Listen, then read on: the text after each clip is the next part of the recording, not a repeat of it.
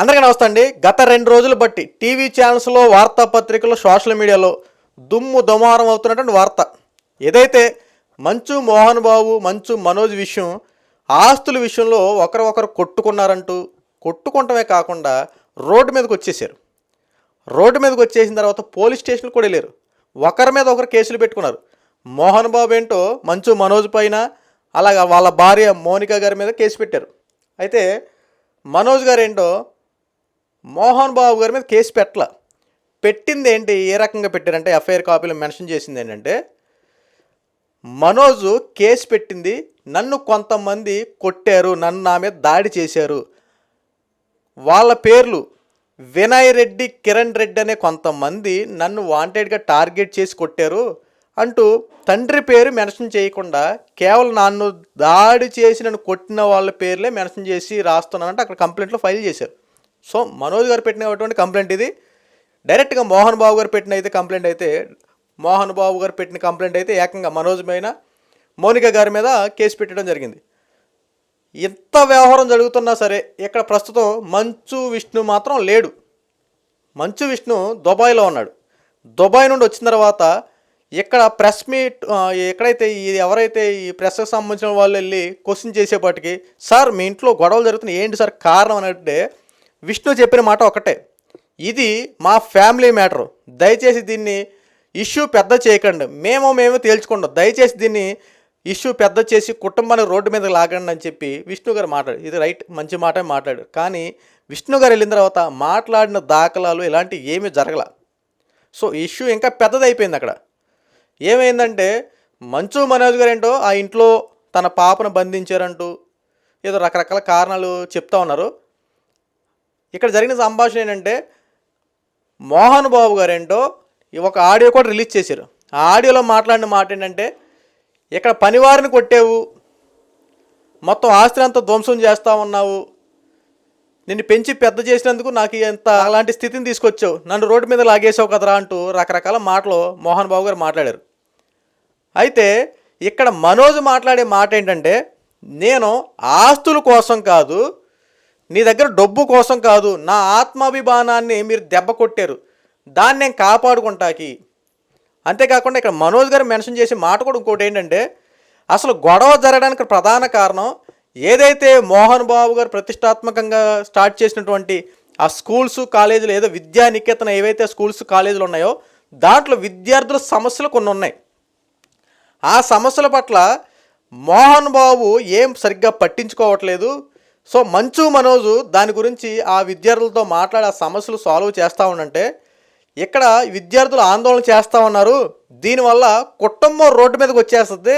So ఆ సమస్యలన్నీ మంచు మనోజు క్లారిఫై చేసుకునే దానికి మంచు మనోజు ప్రయత్నిస్తూ ఉండంటే, ఏదో మొత్తం విద్యానికేతనకు సంబంధించి ఏదో ఒక ఆస్తులు లాగేసుకుంటా ఆ షేర్స్ అయితే తీసుకునేటట్టు మోహన్ బాబు క్రియేట్ చేసుకుని రకరకాలుగా నన్ను ఇబ్బంది పెట్టి నన్ను రోడ్డు మీద లాగారంటూ మంచు మనోజ్ చెప్పే మాటలు ఇవి. నేను పేరు బయటకు రాకుండా ఇక్కడ ఆస్తి తగాదాలు అయ్యేం కాకుండా అసలు మనకి విద్యానికేతన దగ్గర ఉన్న ప్రాబ్లమ్ని సాల్వ్ చేసే విధంగా నేను ముందుకు అడుగులేస్తా ఉండంటే, వాళ్ళు నా మీద గ్లడ్జెస్ పెట్టుకొని నన్ను టార్గెట్ చేసి వాంటెడ్గా నా మీద టార్గెట్ చేశారంటూ మంచు మనోజ్ గారు మాట్లాడుతూ ఉన్నారు. కానీ మోహన్ బాబు ఏంటంటే ఆస్తి తగాదాల కోసమే మంచు మనోజ్ ప్లాన్ చేస్తూ ఉన్నాడు అని మోహన్ బాబు గారు ఒక వెర్షను. ఇంతలో విష్ణు వచ్చి కనీసం ఆ గొడవలను సాల్వ్ చేశాడంటే లేకుండా బౌన్సర్లు పెట్టి కొట్టించారు అంటూ మళ్ళీ కొన్ని వార్తలు వచ్చినాయి. మంచు విష్ణు వచ్చిన తర్వాత ఇంకా ప్రాబ్లం ఇంకా పెద్దదయ్యింది, మంచు మనోజ్ని ఇంకా కొట్టించారు అంటూ ఆ వార్తలు ఇంకా ఎక్కువైపోయినాయి. ఇంటికి వెళ్ళి నేను గేట్లు తన్నిన సంఘటనలు కూడా మనం చూసాం. మంచు మనోజ్లు గేట్లు తంతే వాళ్ళ బౌన్సర్లు వచ్చి తోసేసిన ఘటనలు కూడా మనకి విజువల్స్ కనపడినాయి. అయితే మోహన్ బాబు గారు ఇక్కడ మీడియా మీద కొట్టడం, మైక్ లాక్కొని మీడియాని కొట్టడం, ఇవన్నీ రకరకాలు జరిగిపోయినాయి. సో ఇవన్నీ జరుగుతూ ఉన్నా సరే ఫైనల్గా ఇక్కడ జరిగే అంశం ఏంటంటే, కేవలం ఆస్తి తగాదాలు మాత్రం ఎలా జరిగినాయి అంటే, ఉన్న కాస్త ఆస్తిలో ఎక్కువ వాటా మంచు విష్ణుకి వెళ్ళింది, తర్వాత లక్ష్మీ గారికి వెళ్ళింది, తర్వాత మంచు మనోజ్కి మాత్రం కాస్త ఆస్తి తక్కువగా జరిగినాయి, పంపకాల్లో లోటుపాట్లు జరిగినాయి అని చెప్పి గతం నుండి ఎప్పుడు నుండో ఈ వార్తలు వస్తూ ఉన్నాయి. సో మంచు మనోజ్ దాని గురించి ఎప్పుడు ప్రస్తావించిన దాఖలాలు కూడా లేవు అన్నట్టు కొన్ని వార్తలు వచ్చినాయి. అయితే మంచు మనోజు రెండవ పెళ్లి చేసుకున్నాడు, భూమా మౌనికా రెడ్డిని రెండో పెళ్లి చేసుకున్నాడు. ఆ మౌనికా రెడ్డి గారు కూడా రెండో పెళ్ళే. ఈ పెళ్ళి మోహన్ బాబుకి ఇష్టం లేదు, మంచు విష్ణు కూడా ఇష్టం లేదు. ఏదో లక్ష్మీ గారికి మాత్రం ఏదో కాస్త ఇష్టం ఉండి లేనట్టుగా ప్రవర్తించేవారు, అది వేరే విషయం. అయితే ఈ ఇష్టం లేని పెళ్లి చేసుకున్నాడనే దగ్గర నుండి మంచు మనోజ్ని వేరుగా చూస్తున్నారంటే మరికొంతమంది వాదన. సో అలా వేరుగా చూస్తూ ఉంటే మౌనికా రెడ్డి అంటే ఇష్టం లేదు, అలాగే మంచు మనోజ్ని కూడా దూరం పెట్టేస్తున్నారు. సో ఈ అన్నిట్లో దూరం పెట్టడం బట్టే ఈ రోజున ఈ ఆస్తి తగాదాలు బ్లేమ్ చేసుకుంటూ రకరకాలు చేస్తున్నారని మరికొంతమంది వాదన. సో ఏది ఏమైనప్పటికీ ఈ రోజున కుటుంబ వ్యవహారాలను మరింత దారుణంగా రోడ్డు మీద లాక్కున్నారు. కానీ మంచు మనోజ్ కూడా గతంలో ఈ ఆస్తి తగాదాల్లో మంచు మనోజ్ను విష్ణు గారు కొట్టుకోవడం కూడా మనం చూసాం. ఏది ఏమైనప్పటికీ దయచేసి ఆస్తి తగాదాల విషయంలో వాళ్ళ మధ్యలో దూరి ఇష్టానుసారానికి పెద్ద చేసేది కాస్త మీడియా ప్రమేయం కూడా ఉంది.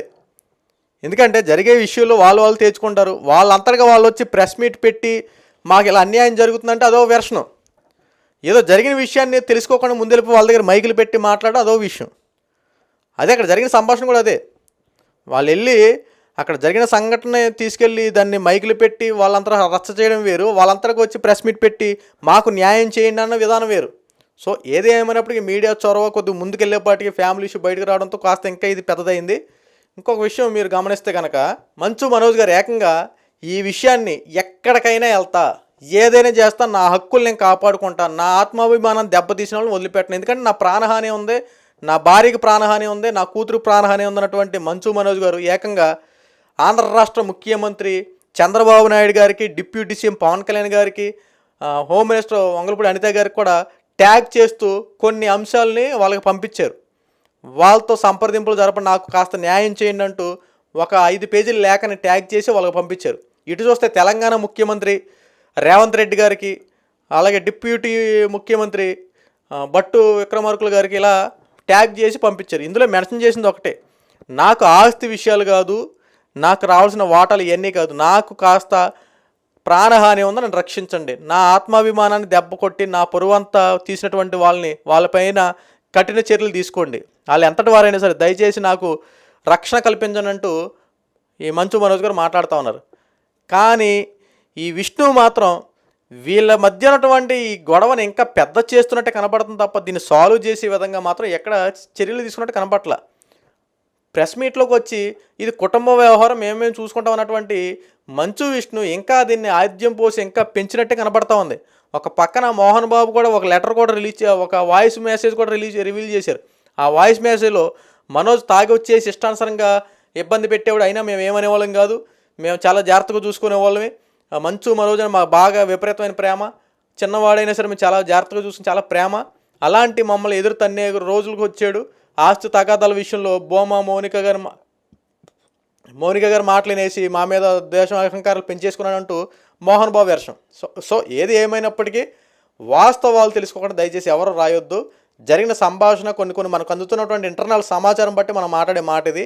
ఇందులో వాస్తవం ఎంత అవాస్తవం ఎంత మీరు కామెంట్ రూపంలో తెలియజేయండి. ఇలాంటి మరిన్ని అప్డేట్స్ కోసం మన ఛానల్ సబ్స్క్రైబ్ చేసుకోండి.